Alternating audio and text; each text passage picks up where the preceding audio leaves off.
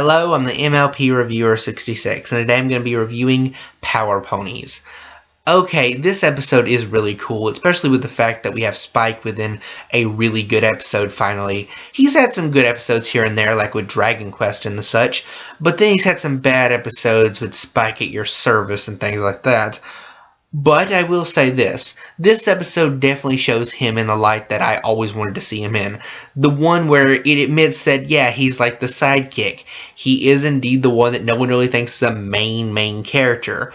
But I do like the angle they took with it, especially with the fact that Spike, even though he isn't looked on as a main character, he does have some important duties. For one, he is a royal messenger. He's had in the past he sent letters for Princess Celestia. Now he's sending letters not only to Princess Celestia, but also for Princess Twilight. So he is legitimately now a royal messenger, like legitly.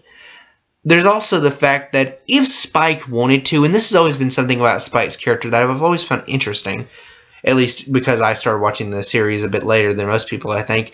I already came into it at the point where it's been shown that Spike could turn into a fully grown dragon if he wanted to, just by hoarding a bunch of gems and stuff. So, in other words, he's basically going against his very nature and is taking away all that stuff just to be able to be a normal, everyday character, like being able to spend time with the normal characters. And that you may be wondering how that fits in with this particular episode, but think about this. If he wanted to, he wouldn't have to go to a superhero comic to ever have superpowers. He could turn into a giant dragon at any time he wants just by hoarding a bunch of gems.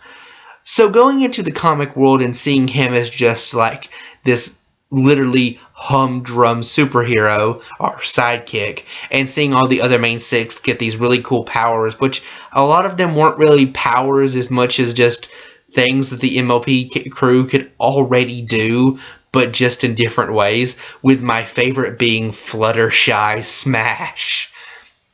That is like one of the coolest things, by the way, just Fluttershy as the Hulk. My props to whoever thought of that idea. But the moral at the end of the episode was really good. The whole Spike, you're not a sidekick, you're as valuable a member of the team as anyone else, all that sort of stuff.